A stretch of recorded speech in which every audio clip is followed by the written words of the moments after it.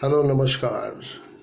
Hello नमस्कार, मैं राजकिरण दास, Kolkata, waste Bengal, भारतवासी, इंडियन निवासी। अब ये हुआ मेरा इंट्रोडक्शन। हम लोग 75वां स्वतंत्रता दिवस पालन करने जा रहे हैं। Happy Independence Day to all of you. And I want to communicate something.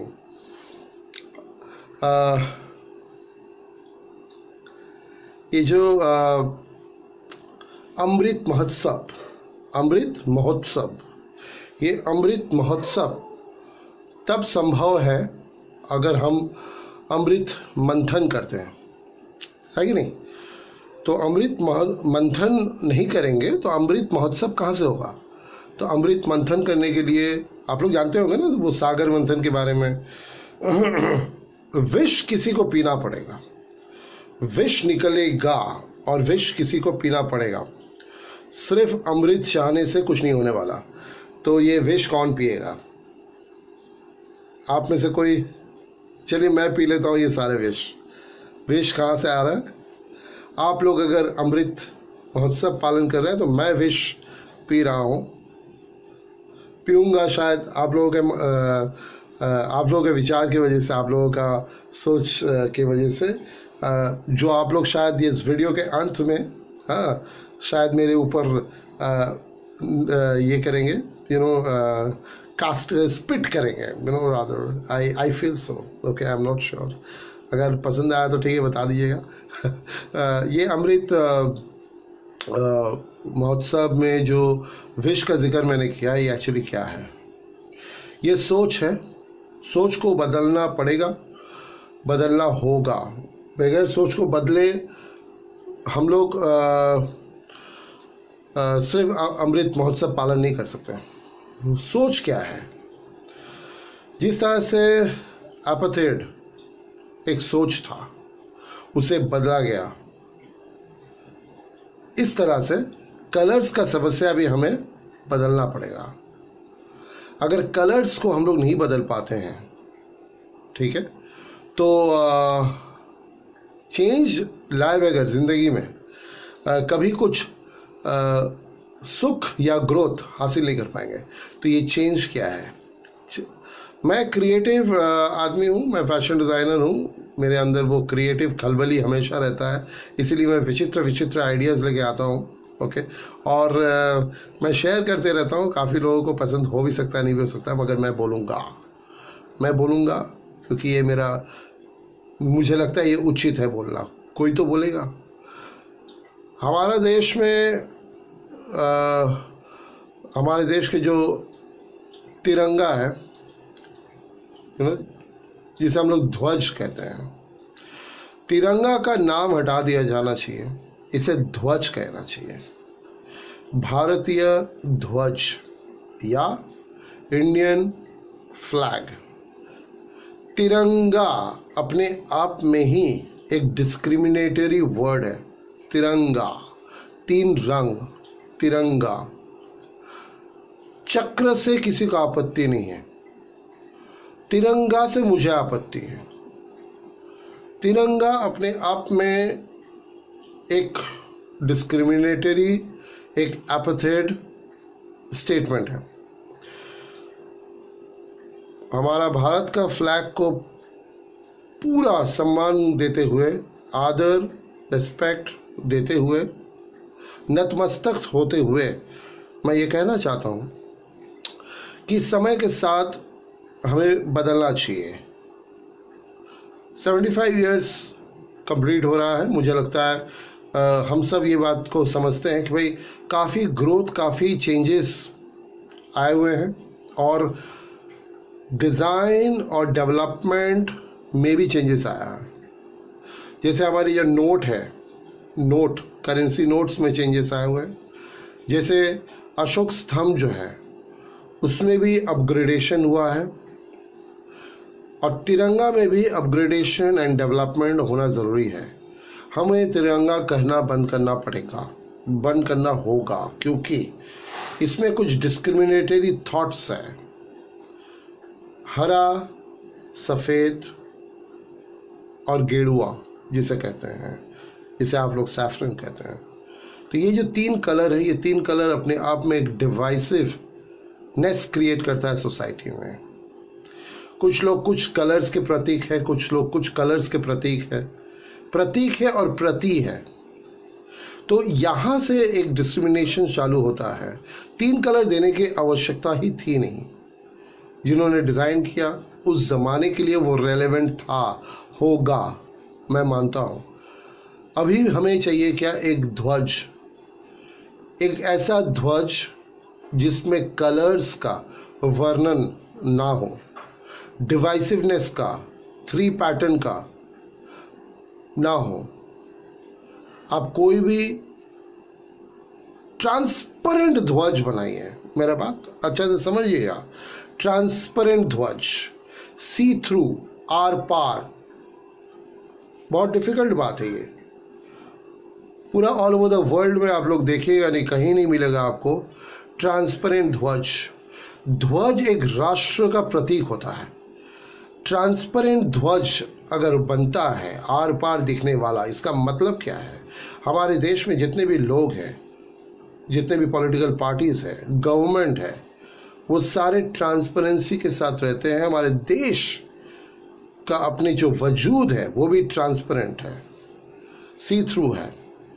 हमारे लिए कोई भी बैरिकेड नहीं है। तो ये तो ट्रांसपेरेंसी और ओपेक का बात विचार हुआ। ट्रांसपेरेंसी और ओपेक का डिफरेंस हुआ। ओपेक क्या होता है? एक बैरिकेड होता है, उसके पीछे का अंश आप देख नहीं पाते हैं। सोचिए, ये सोच है, ये क्रिएटिव सोच है, क्रिएटिव एनालिसिस है, लॉजिक है। ये सारे कहाँ से आते हैं? डिज़ाइनिंग से आते हैं, मैच्योरिटी के साथ आता है। अब ज़रूरी नहीं है कि भाई बहुत बड़ा कोई संस्था, ऑर्गेनाइजेशन ही बैठ के काम करे तो ही ये चीज़ मुमकिन है। हम जैसे छोटे स्तर पे काम करने वाले लोगों का भी विचार हो सकता है, आइडियोलॉजीज हो सकते हैं, जिसे मानना ना मानना वो तो सरकारी मामला है, सामाजिक मामला है, मगर बोलना और बयान करना ये तो हर किसी का हक बनता है। तो ये एक ट्रांसपेरेंट ध्वज बनाइए। और अगर ध्वज में कुछ डिज़ाइन करना है, डिज़ाइन देना है, तो आप चक्र रख सकते हैं, कोई दिक्कत का बात नहीं। चक्र रखिए, ब्लू रखिए। ब्लू अगर कोई सिग्निफाई करता हो तो फिर ब्लू का भी कलर चेंज करना चाहिए। और अगर आप ब्लू नहीं रखना चाहते हैं, ट्रांसपेरेंसी में ट्रांसपेरेंसी रखना चाहते हैं, जैसे कि हम लोग कुछ मैं फैशन डिज़ाइनर हूँ इसलिए मैं बोल रहा हूँ, कुछ फैशन फैब्रिक्स जो बनते हैं उसमें ट्रांसपेरेंसी में ट्रांसपेरेंसी होता है। तो ट्रांसपेरेंसी भी एक कलर होगा, मगर वो कलर हम वाइट को नहीं मानते, ये हम जानते हैं। मगर ट्रांसपेरेंसी अगर हो जाता है तो एक ध्वज लहराएगा, मगर ज़रूरी नहीं है उसमें एक कलर का झलक आए या सारे कलर्स मिक्स्ड रहे, शेडेड रहे, ऑम्ब्रे रहे, तो भी मुमकिन है। तो हमें कलर का आइडेंटिटी नहीं चाहिए, हमें कलर का आइडेंटिटी नहीं चाहिए। हमें ट्रांसपेरेंसी रखना है, एकदम सी थ्रू, जो वाटर है, वाटरी ट्रांसपेरेंसी, ओके। या फिर आप एकदम उसे मिक्स्ड कलर का गुलाल जैसा, I am not again referring to Holi as such, गुलाल मिस्टेक हो गया, ठीक है। I am not referring to Holi as such, I am just saying कि अगर हम लोग हर कलर्स के मिक्सचर में वहाँ देते हैं तो मुमकिन है। अगर आपको कलर से ही पहचान बनाना है, मगर अगर ट्रांसपेरेंसी रख सकते हैं तो बहुत बेटर है। तो इससे क्या होगा कि ये जो डिवाइसिवनेस है पर्टिकुलरली 3 कलर का, वो मिट जाएगा और लोग हमारे तिरंगा को एक नया रूप में, नया सोच में, एक नया स्टेटमेंट में, एक नया ध्वज, हमारे देश के जो प्रतीक है, ओके, उसके बारे में पहचानने लगेंगे और उसमें काफ़ी सारे नए सोच हम लोग डेवलप कर सकेंगे अपने अंदर। तो ये जो अमृत महोत्सव है, अमृत महोत्सव तब मुमकिन है अगर अमृत आप पीना चाहते हैं तो विष किसी को पीना पड़ेगा। तो अगर विष निकल रहा है कहीं से तो डालिए इसके अंदर में, मेरे कमेंट बॉक्स में विष, सारे विष डालिए कमेंट बॉक्स में। एक्सेप्टेड, ठीक है। मगर कभी सोचिए कि मैं क्या बोला। और आप सभी को वापस से बधाई कि तिरंगा को हम लोग डेवलप करें। 75वां स्वतंत्रता दिवस हम लोग पालन करें और खुशी से पालन करें। देश में हर एक इंसान के मन में देश के ध्वज के प्रति इज्जत हो। देश के ध्वज के ही प्रति इज्जत नहीं, देश के हर एक इंसान के प्रति, हर एक चीज़ के प्रति, हर एक सामान के प्रति इज्जत हो। सड़क से लेके, चींटी से लेके, जीव जानवर, पेड़ पौधा, ट्रेन, बस, सबके प्रति इज्जत हो तो ही आप सही मायने में अपने आप को कह सकते हैं कि हम अमृत महोत्सव पालन कर रहे हैं। अगर मन में थोड़ा भी आपका गलत विचार होता है हमारे समाज के प्रति, तो हमें नहीं लगता है कि हम अमृत महोत्सव पालन कर रहे हैं। हमें लगता है कि हम अब भी वो राक्षसों के साथ अमृत मंथन में जुड़े हुए हैं, सागर मंथन में जुड़े हुए हैं। अमृत तो अभी तक निकला ही नहीं। तो क्या अमृत निकल चुका है? अगर अमृत निकल चुका है तो राक्षसों को हमें खदेड़ना पड़ेगा अपनी ज़िंदगी से। राक्षसों को अगर हम खदेड़ देते हैं अपनी ज़िंदगी से तो ही हम अमृत मंथन का सही मायने में अमृत महोत्सव पालन कर सकते हैं। 75th इंडिपेंडेंस डे के लिए आप सभी लोगों को बहुत बहुत शुभकामना और बधाई। और हमारे देश के नए ध्वज तैयार करने के लिए आप सभी को मैंने जो प्रेरणा दिया है, और गवर्नमेंट ऑफ इंडिया को मैं ये गुजारिश करना चाहूँगा कि आप ट्रांसपेरेंट ध्वज एक तैयार कीजिए, या मल्टी कलर्ड ध्वज एक ऐसा तैयार कीजिए जिसमें कोई भी एक पर्टिकुलर कलर का वर्णन ना हो, इम्पोर्टेंस ना हो, not required. Black and white जो अपार्थाइड का सिस्टम था, जिसे अबॉलिश किया गया, ये इसी वजह से किया गया कि हम सब मिलजुल कर रहेंगे। ब्लैक वाइट तो एग्जिस्ट करेगा, कलर तो एग्जिस्ट करेगा, मगर वो कहीं दिखेगा नहीं। ये बहुत इम्पॉर्टेंट बात है। तो जब कुछ नहीं दिखता है तो वो ट्रांसपेरेंट होता है।